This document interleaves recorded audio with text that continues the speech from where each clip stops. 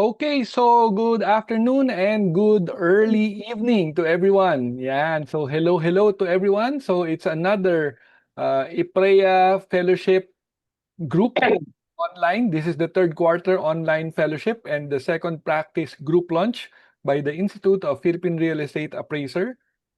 Today is August 28th, 2025, 5 p.m. Our topic for this afternoon will be personal property, fine arts, with our esteemed speaker, Attorney Tonico Manahan Jr. So next slide, please.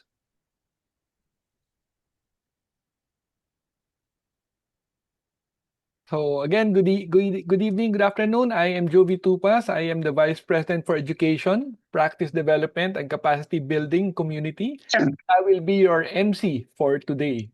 So magandang gabi sa inyong lahat. And then to open up our session for this afternoon, may I call on Engineer Emmanuel P. Legaspi, the Assistant Vice President for Professional Practice for our invocation. But before that, Engineer Manny, may I request everyone to kindly mute your microphone so that we will not get any feedbacks.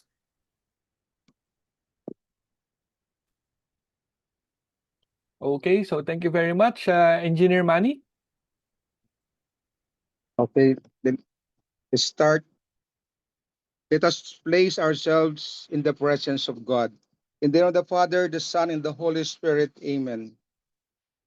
Heavenly Father, as we gather here today for our second practice section launch, we thank you for the opportunity to learn, grow, and connect with one another. We humbly ask for your wisdom to guide us throughout the whole undertaking. Your spirit to inspire our discussions and interactions. In your grace, to fill our hearts with gratitude and joy. We pray for our speaker, Attorney Tonico Manahan Jr., to deliver his talk with clarity and impact. May we be enriched with the knowledge shared by our talk giver on fine arts valuation. All of this we ask and pray in Jesus' mighty name. Amen. In the name of the Father, the Son, and the Holy Spirit. Amen. Thank you very much, Engineer Manny. And then to give our welcome remarks, may we welcome Attorney Teodoro Teddy Calao IV, the President and Chief Executive Officer of PREA. Attorney Teddy.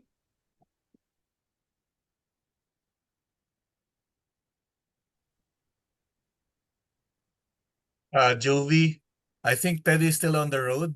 Okay, so may we have in his place the equally capable and equally debonair Mr. Roque M. Seryoso Jr., the Executive Vice President and Chief Operating Officer of PREA. Good evening, sir. Okay, so thank you. So good afternoon, everyone. Good afternoon, Tonico. It's our pleasure to welcome you to PREA and the valuation community in the Philippines. And we're very eager to learn from you because this is the first time that we are having personal property valuation talks here in PREA, because traditionally we've been handling the other asset types, but never fine arts or collectibles or other types of personal property. So welcome. I think it's very timely because in this time and age, a lot of the other asset types are exposed to a lot of risk, and certain, it's better to have under portfolio theory. It's very timely to have a knowledge in the other asset types, particularly personal property, to round out risk management. Anyway, Attorney Teddy Calo couldn't be here now, but he will be joining us later near the end to give you proper thanks and welcome. But so I'm passing it over back to Jovi. Thank you, Attorney Tonico. We're looking forward to this evening's or early afternoon's talk. Jovi? Thank you very much, Mr. Roque M. Seryoso. And then to introduce our guest speaker, ayan, medyo excited na lahat. Again, like what Mr. Roque Sorioso said, this is probably the first time or maybe the first time for a majority of the members to be able to hear on the appraisal of fine art. Usually, nasa real estate lang eh. So again, to introduce our speaker, may I welcome Engineer Carmela M. Torbella, the Assistant Vice President for Fellowship. Good afternoon, ma'am. It is my honor to introduce to you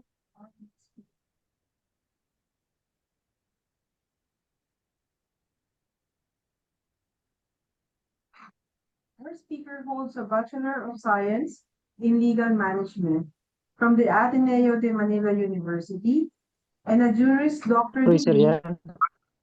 Oo, join ka na. Now na. Personal property. Personal property. With an extensive experience in corporate law, finance, litigation, and estate planning. He served as a counsel for the largest auction house in the Philippines, advising on legal and valuation matters related to fine arts.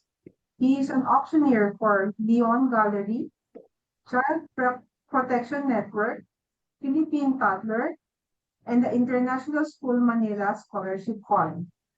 He is the founder and trustee of the Visual Arts Helping Hands Foundation Incorporated, which provides medical assistance to Filipino visual artists and their families.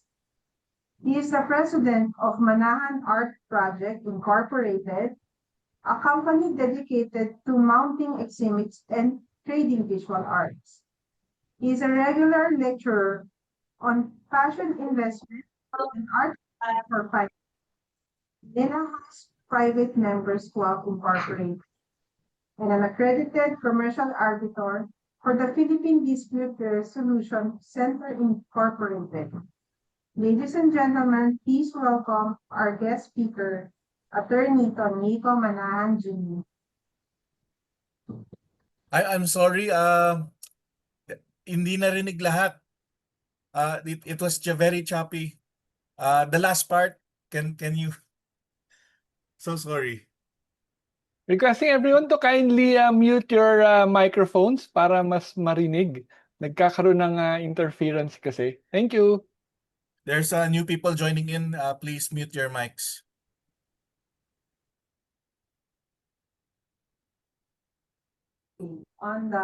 He's the founder and trustee of the Visual Arts Helping Hands Foundation Incorporated, which provides medical assistance to Filipino visual arts artists and their families.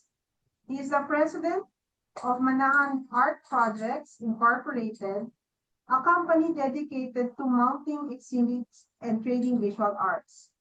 He is a regular lecturer on fashion investments and art market for Finex in the Manila House Private Members Club Incorporated, and an accredited commercial arbitrator of the Philippine Dispute Resolution Center Incorporated. Again po, please welcome our guest speaker, Attorney Tonico Manahan Jr. Thank you so much for that introduction. Thank you so much. And thank you so much for allowing me to speak in front of your institute. It's an honor to be in front of such great companies and such great I have some experience in valuing as a former investment banker, but and as a counsel to a lot of high net worth individuals. So, and families. And also, well, we'll go over the process. So I want to compare the current practices, next slide, please, with the Philippine valuation standards. No? Philippine valuation standards are more or less new to me, but a large part of it is in tune with the current practices. Some of it, though, may seem to be a bit irrelevant. Now, next slide, please. So let's talk about personal property. So this is taken from the Philippine Valuation Standards. No? And the Philippine Valuation Standards, when you look at it, it's taken also in a way from the Civil Code of the Philippines, which is very archaic. The Civil Code was passed in 1951. So the Civil Code defines personal property in the negative sense. It says that is not real property. So this one is more comprehensive. It includes tangible and intangible, those that are not permanently affixed, and other movables. No, for our purpose, we're going to focus on fine arts and maybe a little about collectibles, because there's been a lot of talk about fine arts as an alternative class, and we'll brush over that. And I believe that it's become more and more of a bigger part of a portfolio of someone's net worth. Next slide, please. So I'd like to thank my home gallery, Leon Gallery, for allowing me to use some of the items that we're going to have on sale in the next auction. I wanted to show you this watch because this is a good example of personal property that is not. I'm also the counsel for a lot of the watch companies, by the way. This is an example of personal property that is not fine art, but in essence, there is some subliminal value or added value to it. So this is a Rolex day-date 18-karat yellow gold, which was an engraved signature of President Marcos on the back. It falls within personal property. If I were to value this, the watches are a very different animal because over the years, stainless steel has been outperforming gold. The day date itself among Rolexes is not that sought after a model. But with this one in particular, it was personally engraved by President Marcos. It's the back. I wasn't able to show the back portion, but the back portion has a signature of Ferdinand Marcos Sr. So to those who want to suck up to the Marcos family, it's a good buy. So these are some of the intrinsic values that you cannot that you have to rather as a quantitative factor, you have to add qualitative factors. There, to certain people, this may be worth more. To certain people, it may be worth less, depending on the association. Next slide, please. So I wanted the bulk of collectibles or whatever is art. So this is the definition of art. It is the expression or application of human creative skill and imagination, typically in a visual form such as painting or sculpture, producing works to be appreciated primarily for their beauty or emotional power. One thing that I failed to mention in my resume is I'm actually a level 1 CFA. And in level 1, you're made to study alternative assets, and among them is art and collectibles. So again, it tells us that it's a large part of a family's net worth. Just a little background, my practice long time ago was estate and up to now. And what happened is with the zonal values and everything and the high real estate prices, a lot of the high net worth families would raise the estate tax when it was prohibited by disposing of art first. Okay, so this is part of the reason why it became ingrained in my practice. Now, what is art? Next slide, please. Whether a piece of art, a piece of work is art can be subjective. What I consider art, you may not consider art. Little background. This piece was taken in one of your members' offices. It's like their mascot. So in all my art things, I keep on asking them, who is the sculptor? And no one can seem to figure out, but everyone is amazed at the quality of the work. And I said, it's a very heavy work. So even among my friends, we can't figure out who it is. Now it's very controversial because obviously there's male anatomy in there. And I considered it art, but some other people may not consider it art. But if you see it, you can feel the power behind it and everything. Next slide, please. So to most Filipinos, when we grew up with art, this is what we think of art. Amor solo, pastoral scene. remember this piece because it's going to play into my lecture later. So this is going to be on sale in the next auction in Leon. The starting price is 7 million pesos. What does that mean nowadays? When people approach us as an auction house, they always try to negotiate the starting price and the reserve. The reserve is not published. It is the price that in our auction house, we publish the starting price only. So what happens is there's a negotiation between the auction house and the consigner as to where to start because we are currently in a quite selective market. So something like this, for example, it's a 17.5 by 13 Amersolo. It's dated 1938. 1938 is within the golden era of Amersolo, meaning we should be able to get the best prices for this thing. And why do I always use Amersolo as an example? He started in the 20s, then he died in the 70s. During that span of time, he probably had 20,000 artworks. So you have to categorize the value depending when it was done. So this era is what we call the golden era, 1938. So we can attribute the highest prices to this possibly in terms of expectation. But that being said, since the market is selective, we only started it at 7 million. To give you an idea, our record from our Amersolo is in excess of 50 million for a particular scene. Okay? Next slide, please.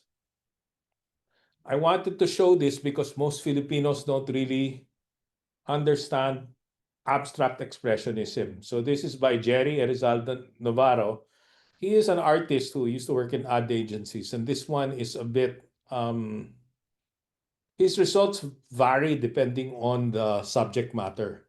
So there's a wide range of values, and I'm going to go into this later in comparing bucket lists and different artists to each other.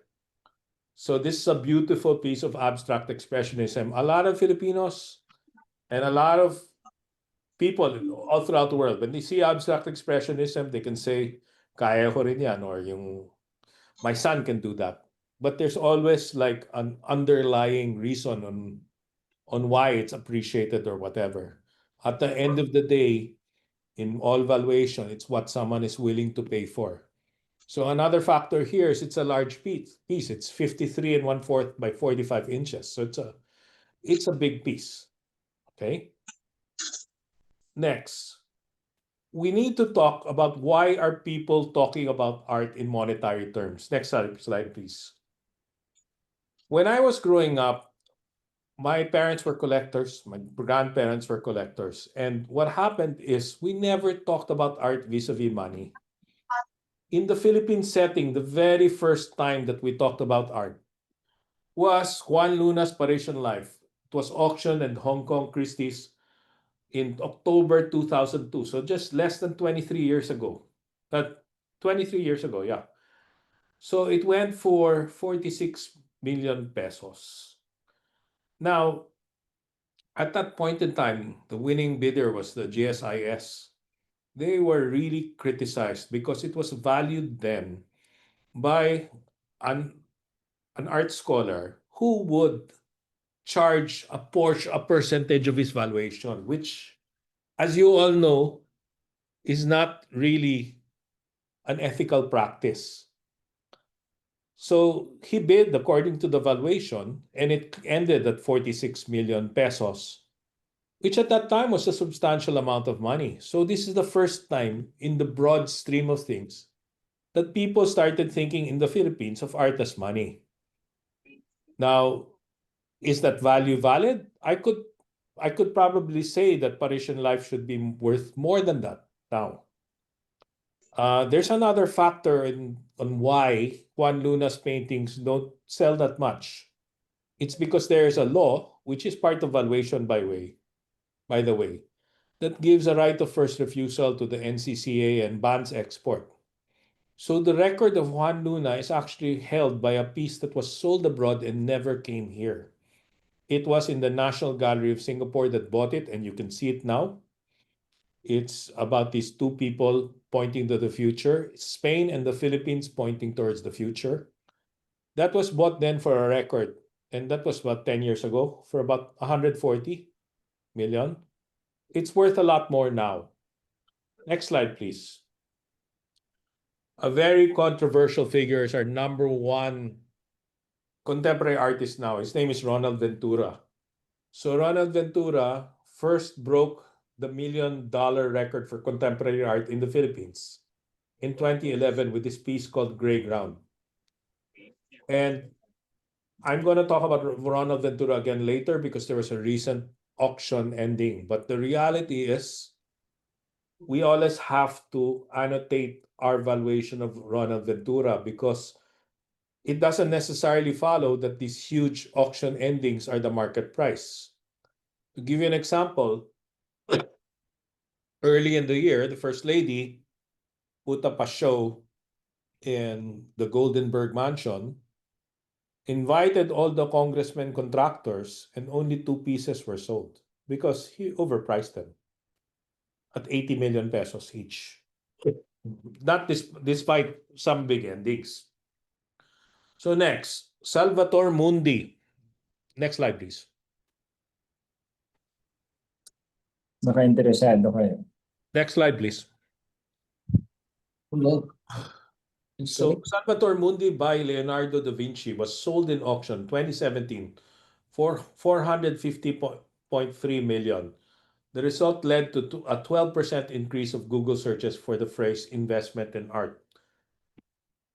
There's a long story about this painting. In fact, this painting came from a garage sale at one point.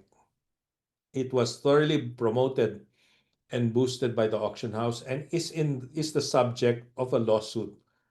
I'm warning all of you guys, I can talk about hours about the art market. So since this sale happened and it was bought by some Middle Easterns, this has now been downgraded to School of Leonardo. By School of Leonardo, they're saying that it wasn't Da Vinci himself who made it, but some apprentice or someone who works under him. But it is soon to be exhibited in the Middle East. So this is an example of promotion, conflicts of interest, because what happened is the guy who was storing it for someone is the one who promoted it and whatever. And nevertheless, because of this ending, there's so much attention to art. Next slide, please. Hoya Space Transfiguration. In 2018, my home gallery sold this for 112 million. This was during the Asian Cultural Council auction, which is sponsored by the Asian Cultural Council, which is the Rockefeller Foundation. Please note that Dean Hoya was the first scholar of the Asian Cultural Council. So we always expect good results, but this one is a different matter. When I started collecting again with some economic means, that was around, let's say, 2010, like that. This was offered to me for 15 million pesos. Hindsight is, it's a crystal ball. So had I known that this would become the most expensive local auction ending yet, of course I would have jumped at that. But then there's a lot of uncertainty in whether you're going to be able to liquidate at that price. Next slide, please. So Anita Magsaysay host Tinapa vendor sells for a record 84 million pesos at Leon Gallery. Again, Asian Cultural Council auction 2021. This is significant because this is actually a very tiny piece. It's probably bigger than it's almost a bit bigger than a legal size bond paper. It is Anita's most popular or most sought after medium. It's called egg tempera. So Anita was a painter who came from Cranbrook Academy in Massachusetts. Of course, her daughter, Doris Magsaysay Ho, is a socialite, a captain of industry, and she's the one who authenticates. She doesn't charge for it. She just nods yes or no. And it's very difficult to find this medium called egg tempera. But we have one in this coming auction as well. But see, we sold this at 84 million. We'll be happy to get half of that now because of the selective market. Okay? So this is the controversial painting, the next one. Ronald Ventura. He achieved a new auction record at Christie's Hong Kong. Next slide, please. His painting, State of Bloom, sold for 36.6 million Hong Kong dollars or 4.7 million US dollars, including fees. Bear in mind, the phrase including fees is important, especially when I go to valuation standards. So the commissions or the buyer's premium of the gallery is imputed there. So this one piece, State of Bloom, sold just last year for like 270 million pesos. Well, some people seem to know more than anything because sometimes I have a hard time selling Venturas for the reserve price, no? So that being said, this is right behind me. I have a Ventura print. So that is from his series in Singapore, and of course, again, we'll talk about apples to apples, oranges to oranges. This is a large work.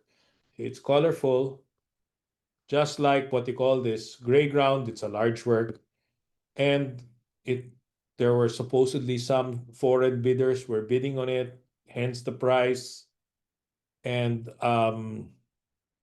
anyway, I have my doubts whether I'll be able to get a local ending at this price. I mean, I wish him well. I wish him well, but our record for Ventura, I have a Ventura in storage that I can sell by private treaty for 200 million or even 180 million, but I can't find a buyer for it at the moment. And that one is an award-winning one also. So, next slide, please. So there is a practice in the world called art economics. And every year, Art Basel and Union Bank of Singapore, UBS, feature a report on the market. So it's important when valuing things to realize the current trend of the market. So last year, the global art market declined by 12%. The year before that, by the way, it was 90%. So it declined to $57.5 billion. So that being said, the Philippines was a bit of an outlier there. For the longest time, we were beating the world averages only for one reason. We never had the buoyancy of the mainland Chinese market in terms of art. So I hate to be technical with you guys, but anyway, you're a technical organization. So in our country, art and antiques are not covered under the anti-money laundering list, whereas in almost all other jurisdictions they are. Why? If you recall, the highest one I pointed earlier was 112 million pesos. So in terms of money laundering schemes, that's not exactly a big amount. Isang kondo lang yan na matindi. No? Second, a lot of the players in the scene do not issue receipts. If you define money laundering, it is getting unclean money and cleaning it through the banking system. So is money laundering prevalent in the Philippines? I say no, not for art or antiques. Maybe some watches, because some fugitives are known to have I know a congresswoman with 7 Richard Milles. But if they, have to, if for whatever reason they have to go, they can go. Next slide, please. Art as an investment. Investing in art has increasingly been accepted as an alternative class of investments. Investment in art is traditionally called a passion investment with both quantifiable and unquantifiable attributes. Quantifiable tends to be the value, that's why we go into valuation. Unquantifiable, the social esteem, the prestige of it all. You are a collector. So you're a different class of animal and you should be treated differently. Just as an example, in the next slide, we're showing Jean-Michel Basquiat's Jim Crow. $17.6 million in 2017, 125 times an acquisition cost. Now, if you ask me, I'm a fan of Basquiat, but it's been acquired taste. Basquiat lived for a while. He was living in the house of the #1 gallerist in the world, named Larry Gagosian. He had no money. He had to ask his girlfriend to work as the driver of Larry Gagosian. To give you an idea, the girlfriend at that time was Madonna, and it was before she became famous. Now Basquiat's go for 80 million, 50 million, and whatever, no? So art as an alternative class of investment, as a passionate, as I said earlier, it was quantitative and unquantifiable benefits. Next slide, please. It provides a hedge against inflation and currency devaluation. Some of our artists are bought by Filipinos abroad or some international people, so the price can actually act as a hedge. If you purchase wisely, there's less risk of losing your principal.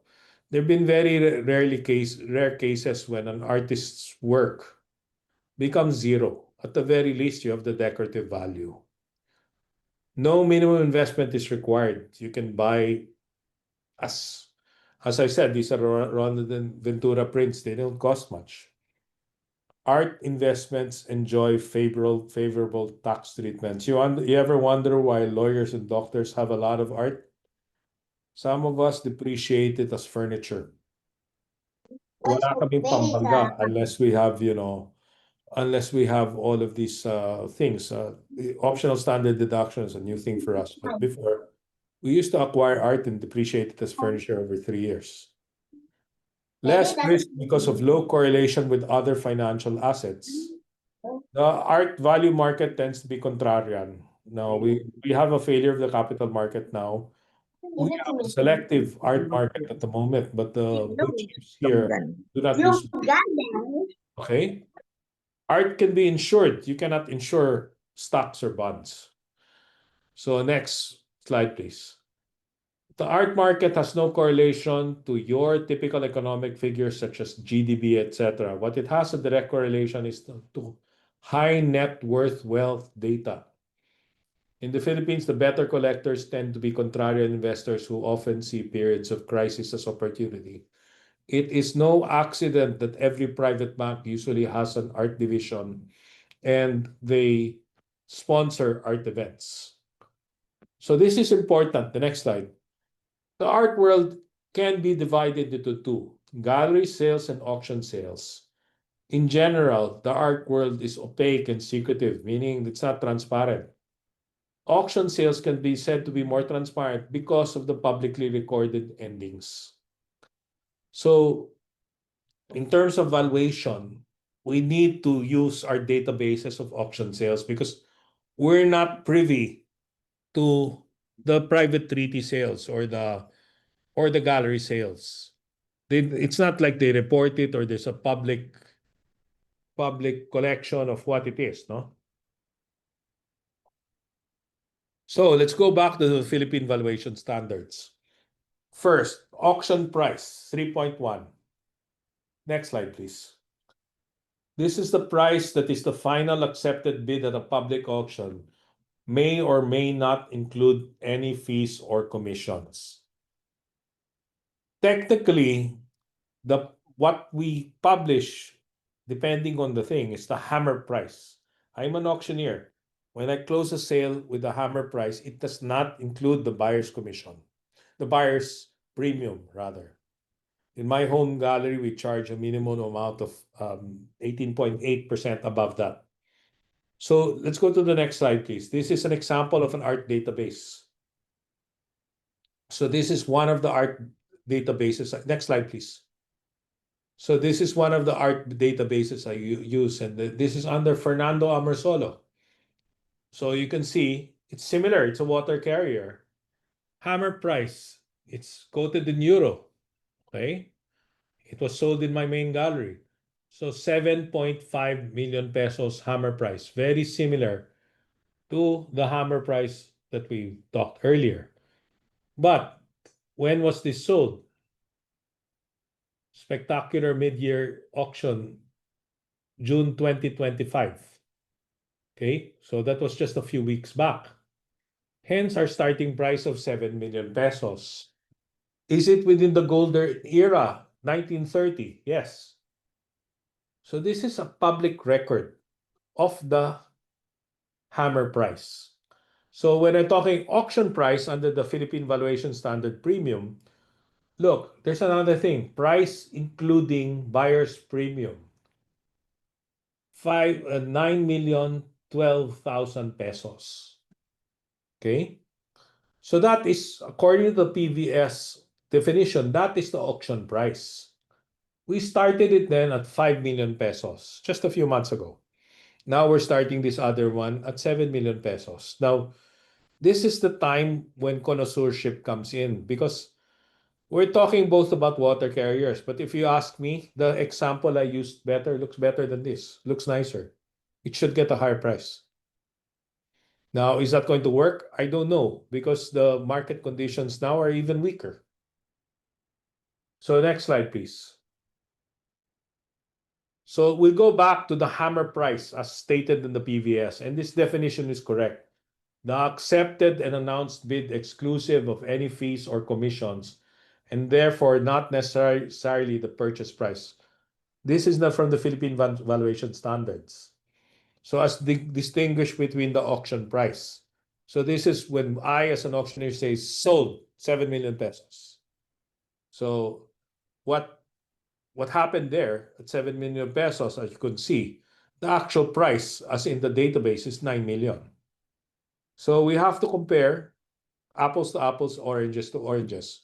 Why is it a better practice to rely on hammer price and not auction price? Because each gallery has a different buyer's premium. So it's difficult, no? Next slide, please. Private treaty sale. This means a sale negotiated and transacted between persons rather than public auction or another method.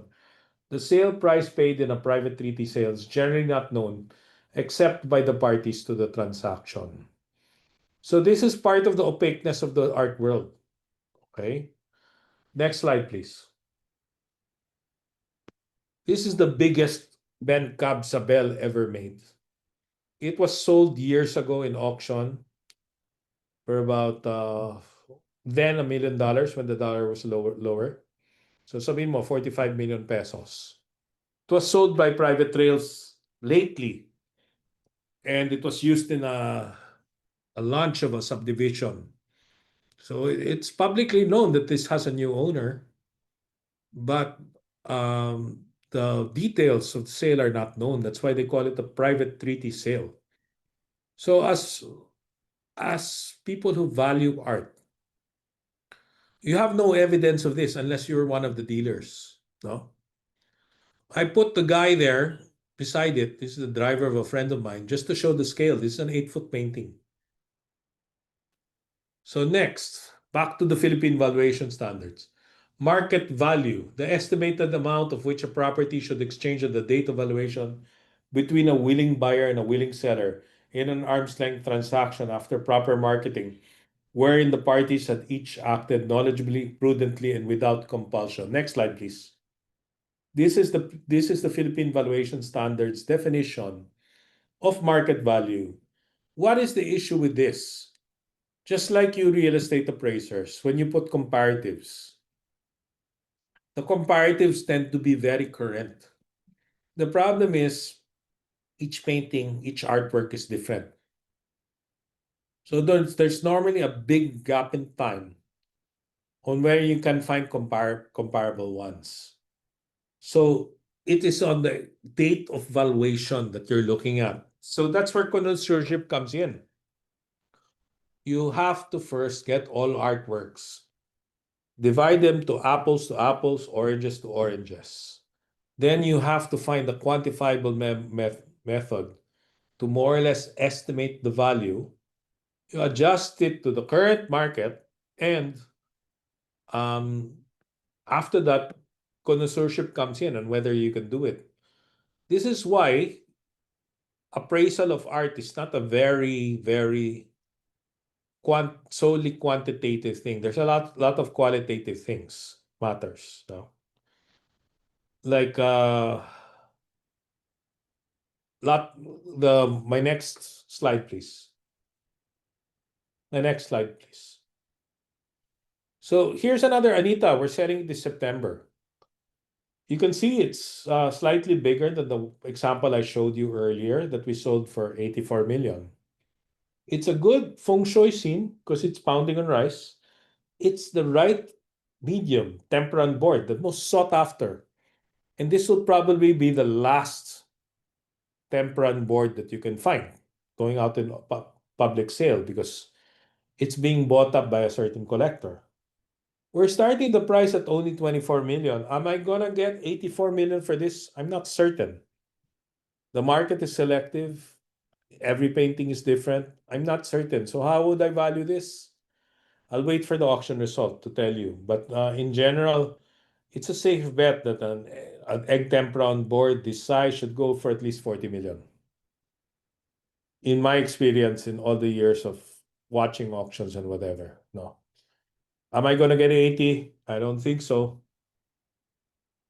Valuation approach in general, a way of estimating, next slide please, value that employs one or more specific valuation methods depending on the nature and purpose of the property. 3 valuation approaches that may be applied.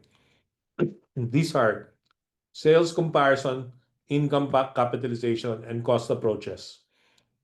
Their application will enable the valuer to determine market value or a value other than market value. In my experience, I will only use sales comparison and cost. There's very little income capitalization. I regularly lend art. My company owns about half of the art of Manila House.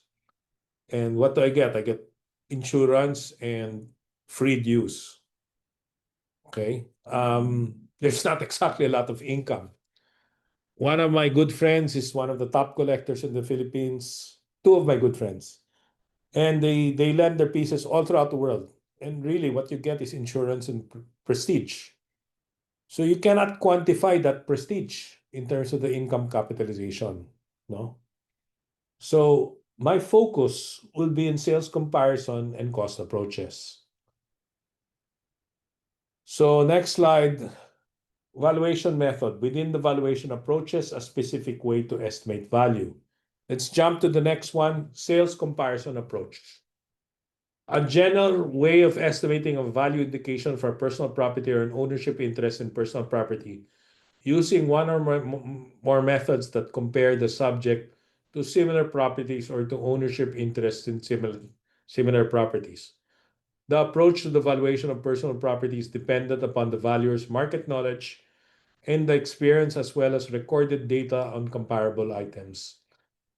The issue there really is finding comparable items and adjusting accordingly based on their being comparable and on market forces. You can have a wide range of values depending on the subject. Certain subjects don't sell well. For example, in the Philippine setting, religious paintings don't tend to sell well. Cost approach, a comparative approach to the value of property or another asset that considers as a substitute for the purchase of a given property, the possibility of constructing another property that is equivalent to the original or one that could furnish equal utility with no undue cost resulting from delay. The value's estimate is based on the reproduction or replacement cost. I will only take this approach if I can't find the comparable or if I don't know the artist or the provenance or the age of the piece. But do I take this approach? Yes. Why? Because there are thousands of lots that go to us regularly. The sheer amount of volume we have could probably fit 5 warehouses. So 3.4, cost approach for valuing fine art. Did I read this already? No. a comparative approach for the value of fine art that considers a substitute for the purchase of a given work of fine art, the possibility of creating another work of fine art that replaces the original. Would I do this with a Ben Cab or a Zobel? No, because although Ben is still alive, his new work, is not as good as his old work in terms of value. It's very different, no? Zobel has passed away a long time ago. Next, income capitalization approach, a comparative approach to value that considers income and expense data relating to the property being valued and estimates value through a capitalization process. Museums throughout the world that we've lent to the Met abroad. We've lent all over. One of my good friends is the head of Smithsonian.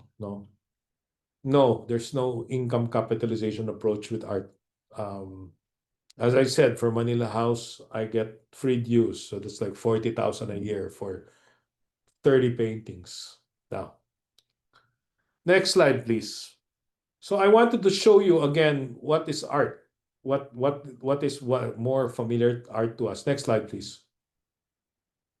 So this is a nice Manansala that's going up in the next auction. Family, signed and dated 1975, oil and canvas. Starting price is 18 million pesos. Manansala is someone who I grew up as one of the legendary things. But there's been a lot of issues with our selling Manansala. There's been like a ceiling in terms of price. Part of the reason is subject. This one will probably sell for a good price. Why? There's no starving child. There's no pila sa bigas. It's not a morose scene. There's a sufficient level of cubism to his work, so it's very indicative of it. It's signed and dated 1975. So I wanted to show this to you as several quantifiable things that you have to look at, that connoisseurship comes in. For example, if I use my database, I will not be able to find another family work like this by Manansala. I would have to look at something with the same era, same size, or find a way to quantify it back so that apples become apples, oranges become oranges. So we're starting this at 18 million. I don't know what the reserve is because hopefully we'll be able to get a good price for this. So 5.8, next slide, please. Let's go more in depth to personal property valuations formed by means of the sales comparison approach. So you guys all know this part, 5.81, 5.82, 83, 83.4. This is all from the Philippine valuation standards. And we're talking about the sales comparison approach. So I've actually been doing this in my own work for families without knowing that these valuation standards existed. So when you look at it, published auction results and transactions reported by firms regularly engaged in the trade of similar properties. Again, there's no such thing as a report unless it's an auction result. There must be a reasonable basis for comparison with and reliance upon the similar properties in the sales comparison approach. Colloquially, that's why what I'm saying, we should, as much as possible, make apples apples, oranges oranges. So there must be enough volume for the properties regularly traded in the same market as a subject or in a market that responds to the same economic variables. The comparison must be made in a meaningful manner and must not be misleading.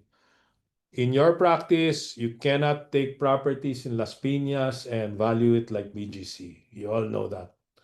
Factors to be considered in whether a reasonable basis for comparison exists include similarity to the subject property in terms of qualitative and quantitative descriptive characteristics. Qualitative, size, and medium. Quantitative rather. Qualitative, subject matter, is it a pretty scene? Is it a cute scene? We have a wide disparity of values, for example, for Angkyukok, depending whether it's a good feng shui scene or not. No? 5.8 point, oh, next slide, please. I'm 2 slides away from you. 5.8 point amount and verifiability of data on the similar property. My databases have say when something was sold and where and for how much. Whether the price of the similar property represents an arm's length transaction. I'm assuming we're already in 5.8.3.3. Next slide. I'm assuming that if it's a reputable auction house that's selling it, then it's an arm's length transaction. Although I have to say, there still are things outside the control of a reputable auction house, and they call that shilling. So it's not beyond certain boosters of artists to move things. In investment banking, we call this market makers. In the art world, there are famous market makers who do this. There is even a transcript of the most famous market maker of Warhol. In the Philippines, there are not many market makers. So the market makers will actually bid up the price. And if they're caught with the winning bid, will actually buy it. 5.83.4, a thorough, unbiased search for similar properties is necessary to establish the independence and reliability of the valuation. The search should include simple, objective criteria for selecting similar properties. So as I said, we have databases that have both quantifiable and qualitative matters. So it's a science in terms of comparing these. So next slide. Again, it goes back to what I'm saying, that the differences between similar properties should be made. Adjustments be made to render the value of similar property more comparable to the subject property. Appropriate adjustments for differences in the subject property's ownership and the ownership of similar properties regarding the character influence of such provenance or marketability. Sometimes we sell properties only based on the reputation. There's a bigger value based on the reputation of who owned it.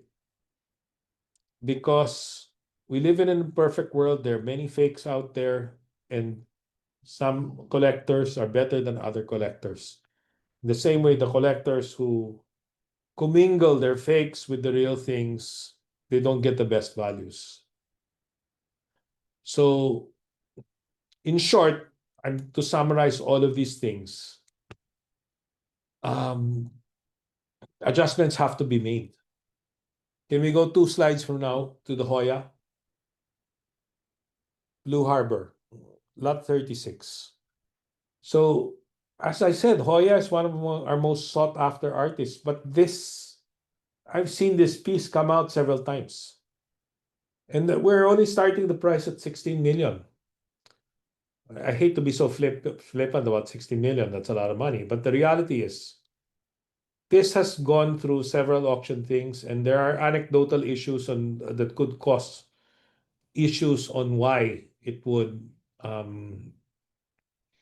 do well or not. And the funny thing is, this is within the golden years. So if you look at 1966, this is the time that Hoya did not yet have an allergy to his filler or ubok, no? If you look at the 70s, Hoya had a lot of things that were flat already. This is one with a lot of impasto in place. So it should be rewarded. But again, the market has never rewarded this piece, and I've seen it come in auction several times. We're hoping for a good result, but I'm not too certain whether it will. So I brought this out just to show you that there are anecdotal or qualitative things that would affect your valuation. So our initial valuation is to start it at only 16 million pesos. So let's go to the personal property valuation rules for the cost approach. So it's a substitute for the purchase of a given item of personal property. So it's based on the reproduction or replacement cost of the subject property or asset. So what is my issue here in this whole thing?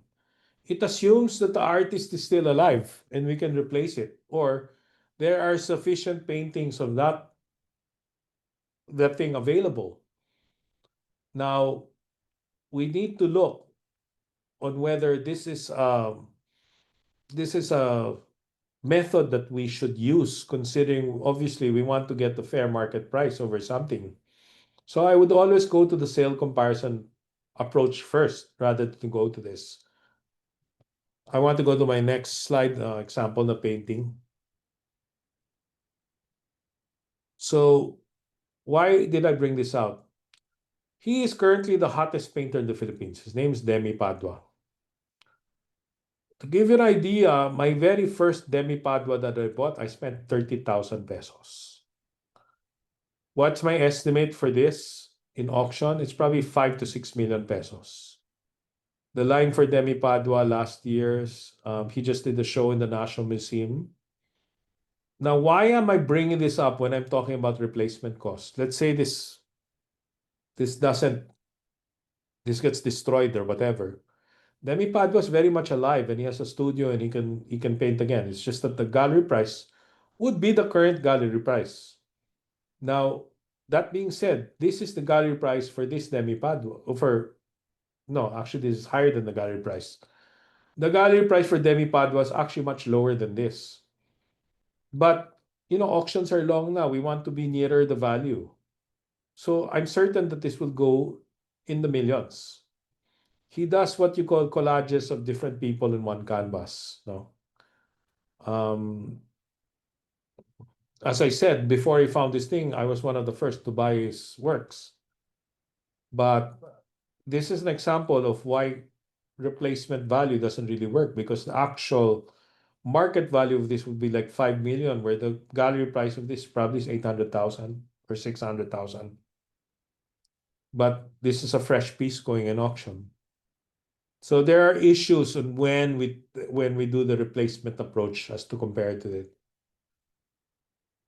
So here, 5.4, next slide. Personal property valuers must frequently rely upon information received from a client or from a client's representatives. The source of any such data relied upon shall be cited by the valuer in oral or written reports, and the data shall be reasonably verified wherever possible. Next slide, please. I wanted to show you this Zobel. No, this is not the brother of Jaza. This is the uncle, Fernando Zobel, who studied in Harvard and retired he's the founder of the Atty Art Gallery. So this is a second conversation with Rembrandt for him. It is a period, the Serie Blanca, which before was very sought after in Spain, but it's only now that it's getting here. So the starting price for this is 10 million pesos. I expect this to go in excess of that. The family supports him quite a bit in terms of sales. He's long passed away, but although he's considered a Spanish artist, there's of course the link of the Philippines. And I brought this out to illustrate another thing through the next slide. The next slide, please. So this is another Fernando Zobel. Arguably, his most sought after period is called Saita or needleworks. But look at the format. It's gouache and ink on paper. So the medium alone tells you that it's not going to be in the tens of millions. So I have a large collection of Zobel paperworks because I don't mind paper, but a lot of these art mentors always tell you that paper in the Philippines doesn't last because of the humidity and whatnot. So that being said, it's an opportunity to buy paperwork. So this is the last Saita on ink on paper. But look at the comparison and starting prices and whatnot. And you know that the other one will sustain value at a longer basis.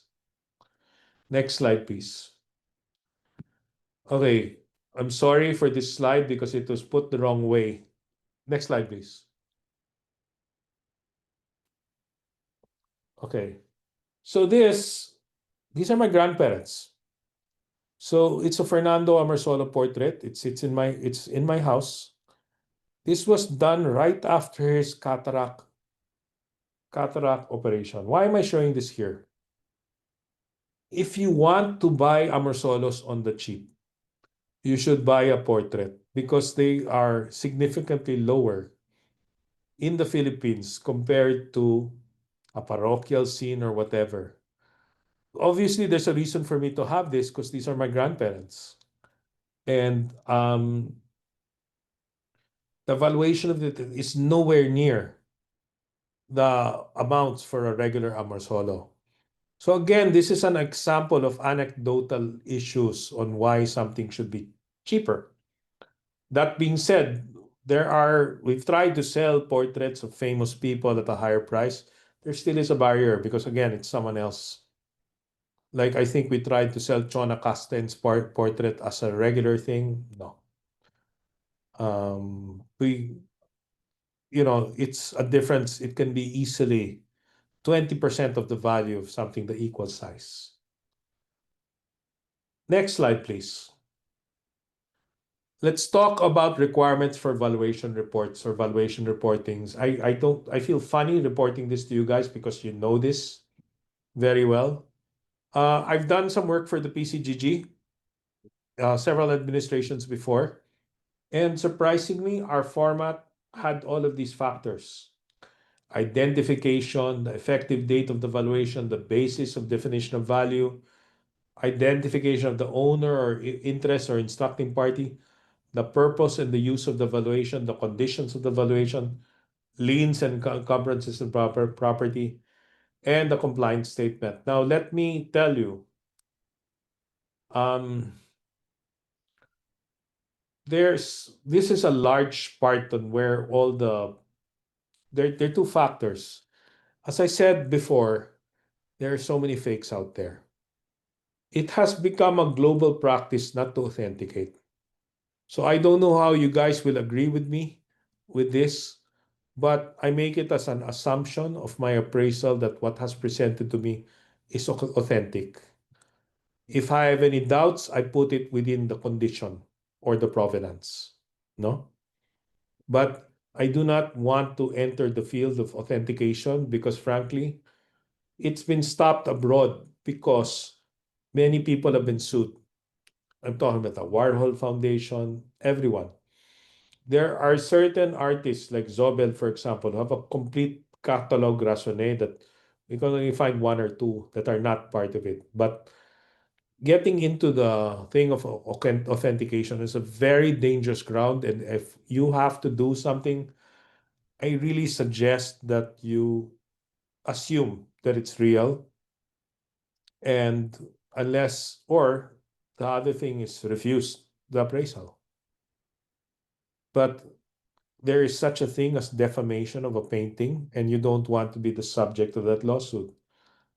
I'm just going to call a spade, but there have been many cases in the Philippines where this authenticator calls something fake when it's actually a family heirloom that's been passed on over 30 years with pictures of the artist and everything. So it's an ongoing battle all the time. So I don't want to be part of that because how much can you charge for an appraisal?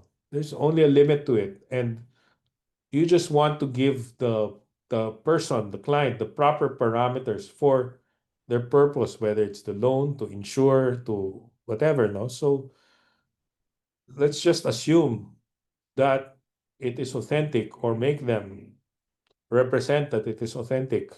No? Next. Next slide, please. So this painter is a friend of mine, and I've seen him go from a struggling artist. Next slide, please. He's a contemporary artist, no? Next slide. Hello. Are you there? Anyway, I'm going to talk about the next artist. Can you hear me?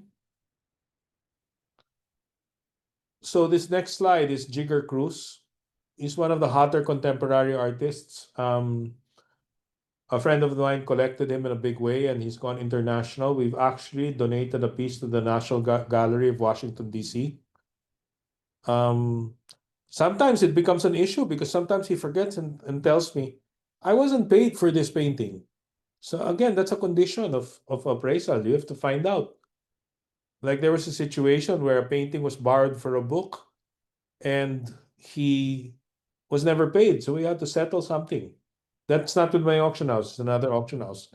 I've lawyered for Jigger, that's why I know this, no? But again, he's someone who started in the 50,000s and whatever, but we sometimes can sell his works in the 8 figures.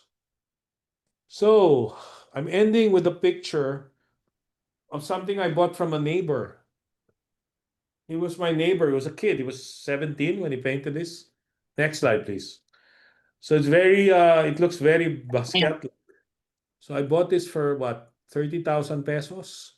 And it's gigantic. It's like, and it's in Manila House. It's one of the most sought after paintings in Manila House. But no, I'm not selling it. It's from my neighbor and I bought it for 30,000. Very basket-like. So I'm opening the floor for questions. I hope I was clear and I hope I informed you guys, and I'll leave it up to the MC to open the floor. Okay, thank you very much, Attorney Tonico Manahan. That was a very enlightening lecture. I believe everyone, or at least mostly everyone, are already speechless with what they've seen and what they've discovered, and it's all new learnings for everyone. Ano? I mean, like, how can you value something that actually depends on perception of things, Absolutely. depending on the ones who is looking at it, the ones who will acquire it, depending on the provenance, like the one that you mentioned on the Rolex watch Yeah. of then President Marcos. Ano? So, meron pang history dyan about the Rolex gang, wherein I Yeah. believe the watches were given to his bodyguards or his trusted men during the Yeah. martial law. I believe that was the story, ano?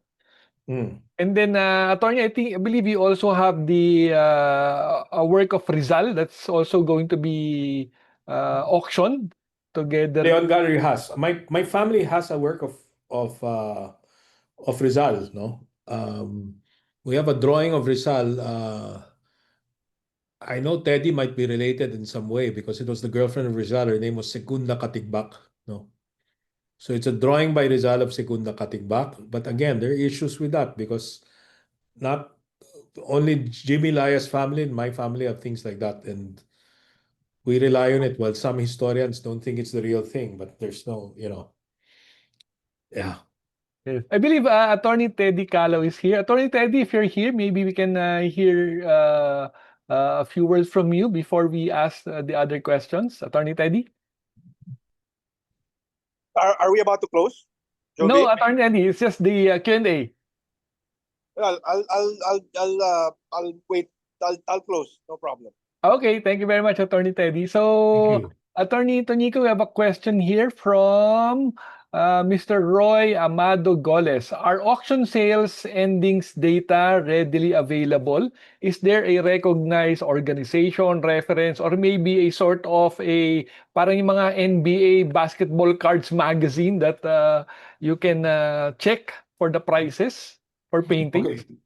Okay. Yes, but it's subscription based. But my home gallery, Leon Gallery, we show all the prices that came out in the auction, and we control like 80% of the market. Now, you mentioned the NBA cards. I was one of the biggest collectors, but during the pandemic, I had to auction it abroad. I auctioned it abroad just to support my family, and I was able to get sizable things. And the market of that is so volatile and so fluid that you can't even rely on books. We have databases for that also, and I have an auction house abroad that values that. And I hate to tell you guys, but the value of NBA card has been eclipsed by Pokemon cards. It's actually more valuable now. Okay, thank you very much, Tony. From Mr. Roque Sorioso, what is the basis of depreciation of works of art? Or is the practice merely merely exploiting an accounting loophole for owners? Or Absolutely, it's exploitation of an accounting loophole because as lawyers and professionals, wala kaming pambangga. So ang daming bumibili provided may resibo, you depreciate it as furniture. Now, is that kosher? I don't know. It's passed several times, but no, there's no real, kasi when you look at it, there's residual value pa eh. Diba? How can you actually depreciate something that appreciates, no? So it's really a loophole at this point, but it's not fully exploited kasi alam mo, ang hirap to do this eh, in terms of there are situations when an artist falls out of favor. So someone talked about NBA cards earlier. That's one of my pet things. Let's say, for example, Ja Morant gets into a scandal. When his value of his cards are so high, all of a sudden you'll see them go down by 2/3. With art, it's not like that. It's just nawawala sa uso because a lot of the collectors here are bucket list collectors who buy based on what other guys are buying. Eh.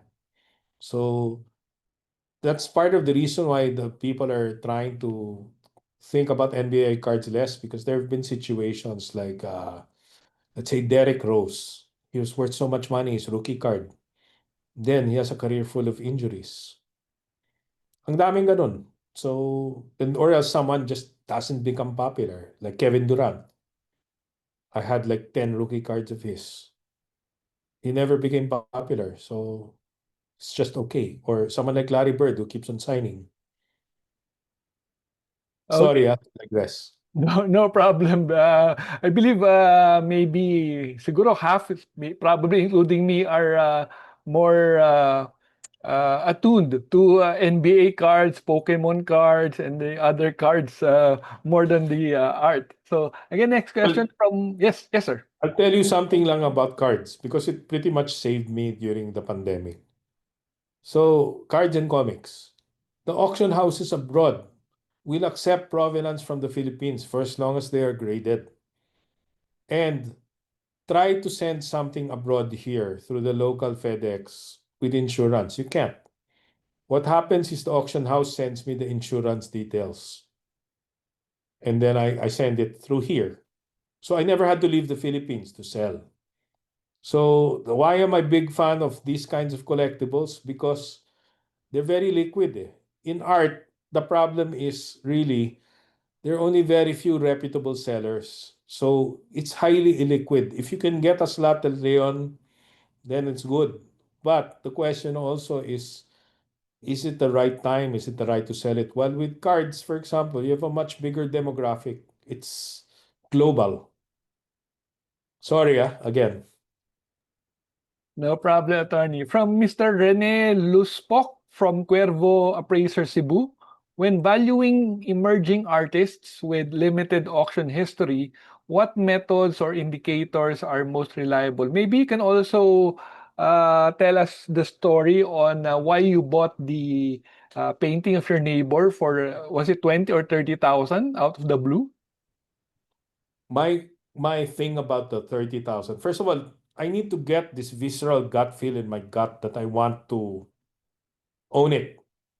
Second, it's a giant canvas. So cost of the frame pa lang, cost of the canvas pa lang, panalo na ako. And it's in one of the most important dining rooms in Manila House.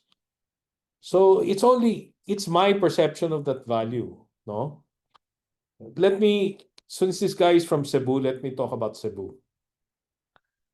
So, as I said, I'm an auctioneer and I host events. So I was the one who hosted the New Star Ball.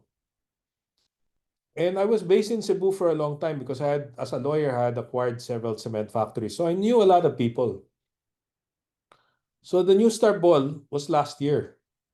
And then I was surprised that so many people were asking me about two people, Ronald Ventura and this other guy, Randolph Dila, for two separate issues. Randolph Dila was collected by people from Cebu, and eventually, the biggest collector in the Philippines put up a show for him in the Met. But no matter how much he pushed, it did not develop in a secondary market. It's hard to get his pieces, but you cannot market make that much without other people following you. So maraming Randolph dealers sa Cebu na early. Ronald Venturo was a surprise to me. What happened was there was a certain official from the past administration who was in charge of Visayas affairs who started selling Ronald Ventura to people in Cebu at a cheaper price than Manila also. A high price but a cheaper price. So now, so many of my friends, kasi it was a charity auction ball. So when I was going around to sell things, so many people were showing me the Ronald Venturas from their phones. And I was like, huh? Alam mo, sa Manila, panay ex-deal kami diyan para sa kotse. Kasi the guys mahilig sa kotse. So how do I value something like that our greatest contemporary artists sells paintings regularly for highly depreciable supercars? When he opens an exhibit in Ayala Museum or the Met, he has like 10 to 12 cars, the supercars going around. So then he has this big auction ending. So how do I value that? What I do is I take out the outliers first and then just work on the regular endings. So the question, sorry, what was the main question of the Cuervo guy? When valuing emerging artists with limited auction history, what methods or indicators are most reliable? It's who's buying them. Who's buying them is the biggest indicator. Although, again, I'm contradicting myself because Paulino Ke was the main backer of Randolph Dila, and up to now, he wants to put him in the National Museum. Who is buying them? Who is handling the artist is the second thing. Third, is the artist very discipline-oriented? If you recall, I showed you a Jigger Cruise. Jigger Cruise was made by one of my best friends who happens to be an international level collector. When he started buying Jigger Cruise, then across the board people started buying him as well. So it's really who is collecting them and what you call it. I've made many mistakes, so don't take my word for it. I've had many jackpots too. There's one I bought for 700,000 that I sold for 6 million in 4 years. No. And I keep my reputation alive by events like this as well. Because, like, for example, I can tell you, if any of you have any works, you can email me and I will tell you how much more or less and whether we can dispose it or not. And that's why these appraisal skills, I'm not used to charging for it. I handle a lot of clans that I just do it to be able to get into the house. Because the reality is it's hard to get good consignments nowadays. There's a lot of competition. Attorney, are you at liberty to divulge the appraisal fees for such paintings? No, as I said, I don't charge yet. Okay. In fact, I've literally appraised in the billions, but I haven't charged yet. I'm still working it out with one of your appraisers here. Okay. Because it's a combination of quantitative and qualitative. What I'm going to do, I set the matrices, then I have to look at the condition. I have to try to equalize and then figure it out. So it's quite intensive. So what I can tell you is that I will not charge a percentage because I find it highly unethical. And to be frank with you, we've stopped patronizing certain authenticators because they charge percentages. And I failed to mention this, no? I mentioned earlier that abroad, the practice of authentication has stopped. But the reality is, with certain artists, they have been able to train artificial intelligence at a 97% accuracy. So right now, that's limited to a few, Tishan,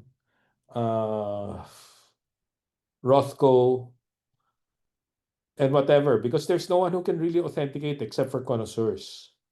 But in terms of training the AI, which took whole universities to do, university labs, they've been able to get a 97% accuracy. So no more bias, no more human error. There are certain authenticators in the Philippines who rely on a ledger, but the ledgers are never correct. Like there's a famous contemporary artist there who died and the children are doing it. But iba yung ledger niya ng regalo, iba yung ledger niya ng binili.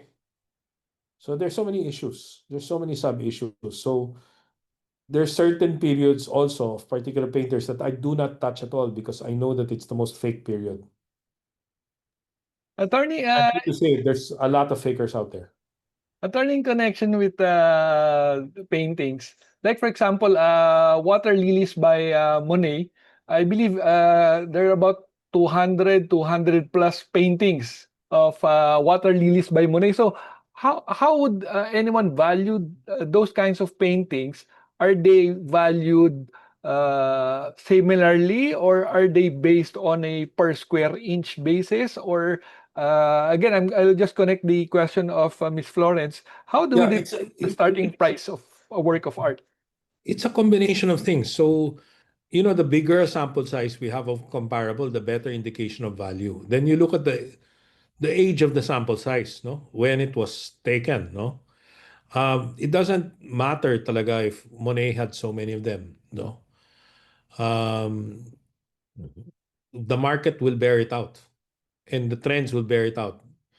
We have graphs, we have all of these quantitative things to see the trends of things. The only thing is when you're talking about Philippine art paintings, there's less sample size. There's less analytics. While Monet is a global figure. So I can easily track the values of Monet. In fact, right now, I'm working on a Chinese painting that I'm going to send to an auction house abroad. So yes, scarcity is a big issue. Scarcity is a great thing, but I think the demand of Monet has factored in the fact that there are certain things that are much more available. Okay, thank you very much. From Mr. Lito Caballero, how about murals? Okay, let me tell you a sad story. Okay? Siyempre kung mural, it's on the wall, it's painted, no? So, as a lawyer, I was approached by this person who lost his house in foreclosure. The house was in Forbes Park. The problem, then I was telling the guy, you should have met me earlier because I could have taken that house back. But the title was already in the name of the person who foreclosed. What the person didn't know, the owner or the both sides, is that house used to be the Zobel bungalow, owned by what do you call it, a relative of Fernando Zobel. If you go to the Zobel's house in Calatagan, you'll notice murals or frescoes on certain walls where the painter would paint, and it's intact. And that house, I knew there was a big mural there, but it was painted over by a previous interior designer. Unfortunately, nagiba na yung bahay na yan without either of them doing it. So the mural is gone. Si Botong, may mga murals din yan. But the question is, how do you take it out? How do you preserve it? It's an expensive process. No? I have a cousin-in-law who's one of the top fresco or wall painters. There's no commercial value, but there's an issue with that also. And there's a humidity and condition value also when you take something out, no? I'll give you another example. I'm not from UP. I went to Ateneo, no? But you know the famous UP chapel. I don't know why, but they painted over another Zobel mural there. So that's worth something someday. But obviously, they're never going to take it out, no? But there's a painted over portion there that contains a Zobel mural. Okay, attorney, last 5 questions. From Mr. Paulo Fajardo, I believe you answered this already, but let me just ask it again. Is it common for artworks to have sudden drops in price only to have prices suddenly rise later? The drop is sometimes something that never recovers. So, as I said, I was an investment banker, and I can tell you, in terms of bubbles in any collectible and whatever, the only thing that has ever survived two dips are cryptocurrencies. When you look at the tulip bulbs and everything like that, wala. I hate to tell you this, but there's a BBC feature on a blip in the contemporary art scene in New York. And the poster boy for this feature is he's actually half Filipino. So this guy would shoot out paint from a fire hydrant and hit the canvas. His name was Lucien Smith. And Lucien Smith was signed by the Phillips Gallery. So people were buying him up at $700,000, a million, and whatever. Then for whatever reason, the market crashed. His last attempt at reviving his career was he did a collaboration with Virgil Abloh of Off-White before he died. And what happened there is it still didn't do it. I don't know how old the audience is, but when I was a kid, there was a fashion brand called Azabache. The mother of Lucien was an Azabache model who married someone abroad. So he is actually probably the most important Filipino artist that you've never heard of because his prices did not sustain. It started at 600 when Phillips signed him. When a gallery like Phillips signs you, you have to be worth at least $500,000 yung paintings mo. And voila, it just went down all of a sudden. And BBC featured him as the poster boy of a bubble in art. From Mr. Joel Federigan, how to value works of arts and paintings that don't have a record of cost, like for example, those owned by government agencies for inventory and accounting records. I believe parang sa SSS has these paintings. Maraming ganun. Cost of the medium lang. You just look at the replacement cost na lang. I'll tell you an issue, ha? There's a certain adjunct agency there that the previous official took home a lot of paintings, including a Hoya, and they're trying to get it back now. You know, whether you're political or not, during the era of Mrs. Marcos, she patronized a lot of artists. So a lot of these agencies have a lot of valuable works. So there's a question of valuation of that talaga because some of them disappeared. I'll give you a little example. When Leon Gallery started 15 years ago, di pa kami auction house. We were just dealing things on the side. I was the lawyer of Mr. Ponce de Leon. At that point in time, Zalamedas were worth nothing. And eventually, and to think, during his heyday, you could buy 2 Manansalas for 1 Zalameda. Okay? What happened to Zalameda? Why he became worth nothing? He became a social pariah. So that's another problem of a drop. Pitoy Moreno fought with him. I won't go into the why, but they have a famous strangling sequence. So Pitoy Moreno did everything. It was over a guy, basically. But Pitoy Moreno did everything to ruin him socially. So when we started, Zalamedas were worth nothing. Now they sell in the millions again. There's a comeback. He's long dead, but there can be some comebacks. I'll talk to you about another artist, Macario Vitalis. Macario Vitalis was a Filipino based in France. His main collector was Henny Lopez. So, nung namatay si Henry Lopez, parang there was a bit of a dip. But now, we still get to sell him a little. So sometimes you look at when a patron dies, no? On whether something will go up in value or not, no? From Mr. Paulo Fajardo, how Yeah. about paintings rummaged from all these Japan surplus shops? Maybe he also would like to ask about treasure hunting. Well, never mind about Japan surplus, but when I started, we were able to buy a lot of things from Bangkal. I bought anchetas. There were Lao Liao and Bens. I don't know if it's still around, but a friend of mine was able to buy a Hoya from HMR. He said, and when he was Wow. buying it, the kahera was saying, "Boss, kilala ba to si Jaya?" And he bought it for, I think, 10,000. And was able to sell it for a few million. There was a Lao that was bought in Bangkal for 20,000 and sold for 2 million or something. So yes, it happens, but the problem is we live in an information age, no? Um, you know, someone was talking about cards earlier. You know that there's an app that will tell you the value of cards now. There's no such thing for paintings at the moment because there's just too many. Attorney, mukhang starting tomorrow, marami nang pupunta sa Bangkal, sa Kamuning, sa Hey, ubos HMR. na yan. Ubos na yan. Go to Leon na lang during the exchange auctions kasi Leon Gallery has an exchange auction.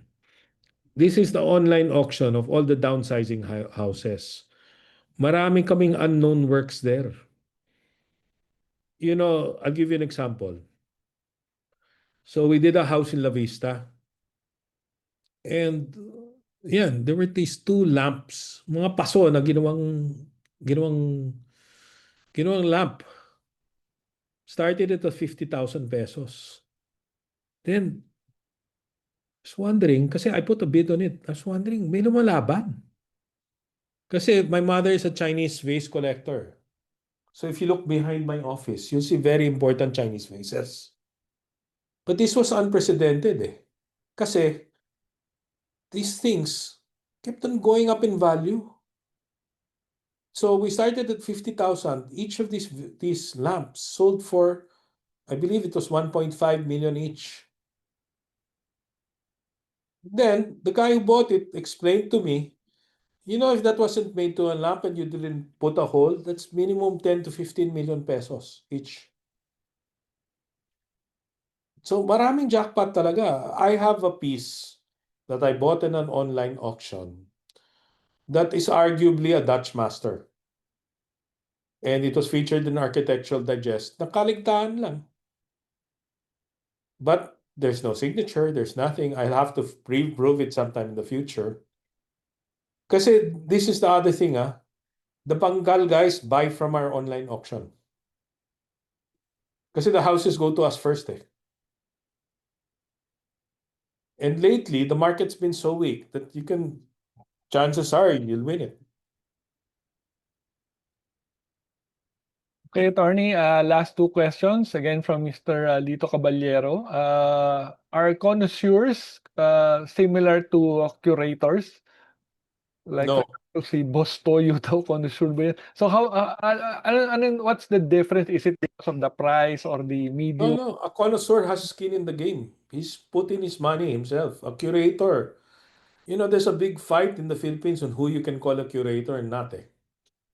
A lot of these guys are self-styled academics who what you call it, we lack curators, we lack art critics and everything. But a connoisseur is someone by force of habit because he actually engages in buying these things, is able to appreciate all of these things. A curator, it's mostly academic and his experience is based as an academician, which isn't wrong, but in terms of commercial viability, it doesn't mean anything. So our best curator is actually connected now with the Singapore National Gallery. And I hate to say this, but a lot of our culture is being exported to Singapore because the Philippines are viewing culture as lip service. It's not real investment. We just hire bureaucrats. Okay, so with that, I would like to thank again our speaker, Attorney Tonico Manahan Jr. on our lecture on personal property, fine arts. So again, this is an eye-opener for every one of us. Kasi parang first time lang namin nakahanap ng art appraisal and how it is done. So maybe tonight pa lang baka maghanap na yung mga audience natin sa kanilang mga houses, old houses, kung meron silang mga pieces of arts, ano. So again, next slide please, Jude. So we can award the certificate. To award the certificate of appreciation to our speaker, may I call on Miss Liberty S. Año, the Senior Vice President, Practice Development and Capacity Building Community. Miss Libay?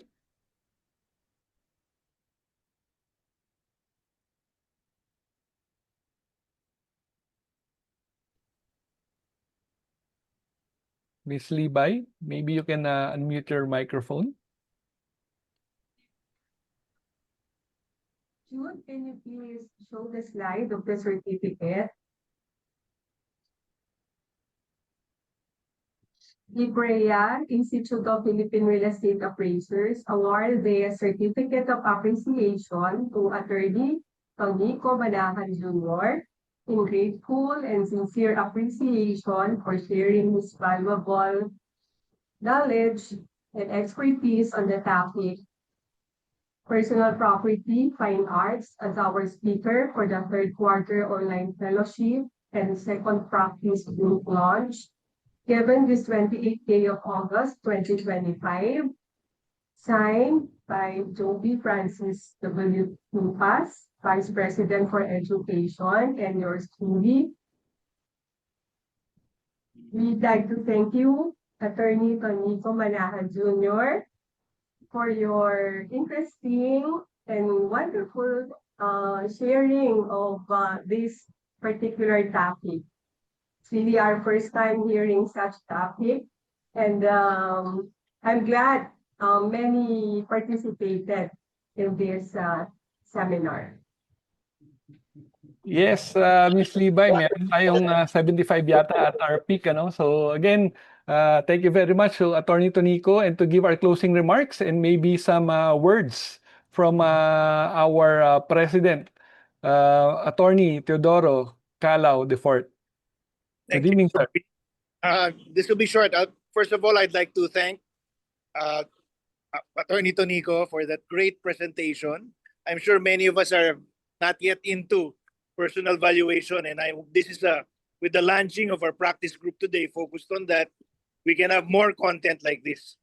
We'll be taking a break from our quarterly fellowships focused on content.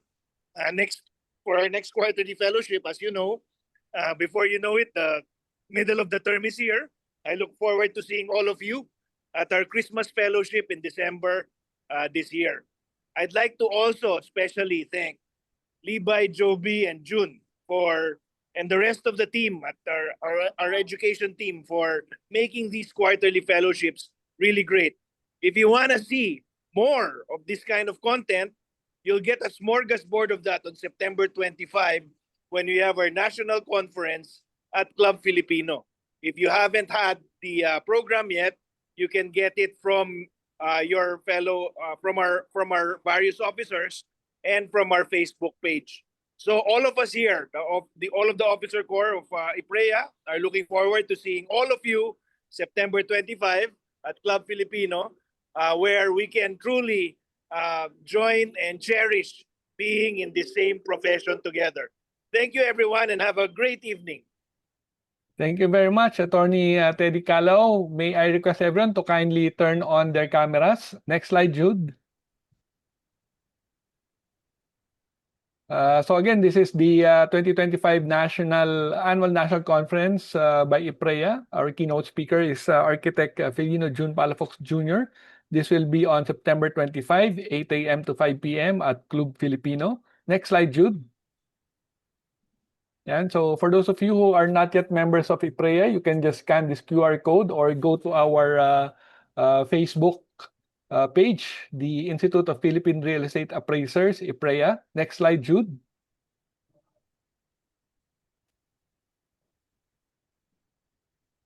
Wala nang next slide. Okay, so again, we'd like to request everyone to kindly turn on your cameras. Jude, pa-off na lang ng screens. And then para we can have our photos. Yeah, para picture for everyone.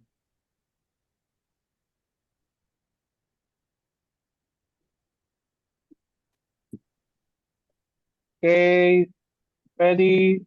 1, 2, 3. One more po. Ready? This way. Okay, ready? 1, 2.